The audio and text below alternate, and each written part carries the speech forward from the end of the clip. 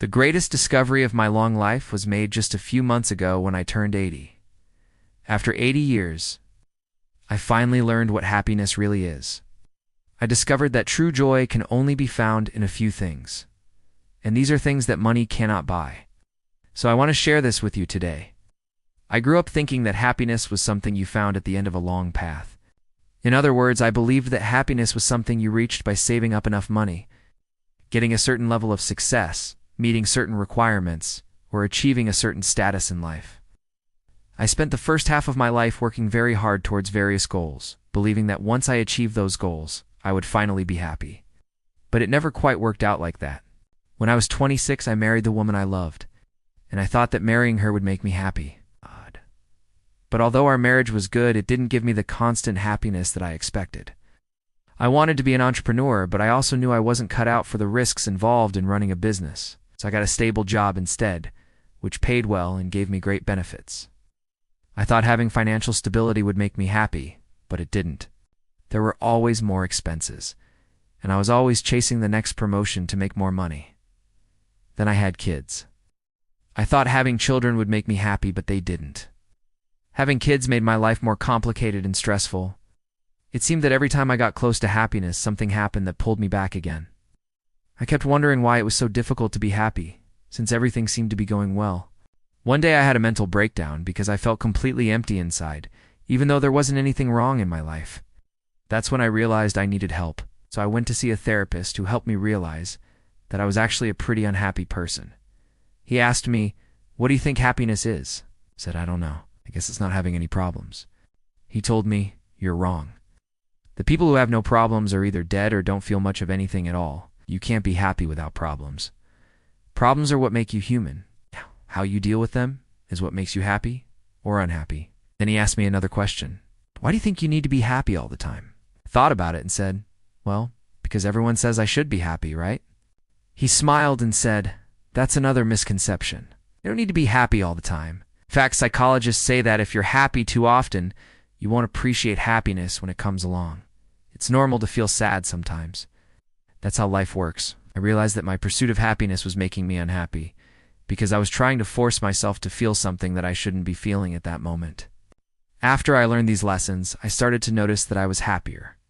Now, after 80 years, I can say with confidence that these two revelations about happiness have been the most important discoveries of my life. So what are the things that truly bring happiness? Over the years, I discovered 3 things. No, one is being thankful. When you focus on what you have rather than what you don't have, you will be much happier.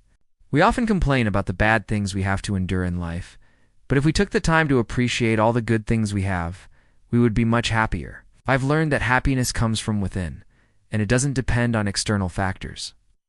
When you learn to be thankful, you are no longer dependent on anyone else's behavior to control your own happiness. No. 2 is connection. Being connected to others is one of the most powerful sources of happiness. Human beings are social creatures who need love and affection to survive. When we feel connected to someone else, we know that we're not alone in this world. This connection gives us strength and happiness. But many of us waste this gift every day because we take our loved ones for granted. We assume that our partner, friends, or family members will always be there for us, but we forget that relationships require effort to maintain. As we get older, we'll lose friends and family members, and we realize how precious our connections are. No. 3 is helping others. And size helping others is one of the most rewarding experiences in life. I know this because I've received many letters from people I've helped. These letters have meant more to me than anything else I could ever receive. If you want to be happy, try to help others. Even a small gesture of kindness can make a big difference in someone's life.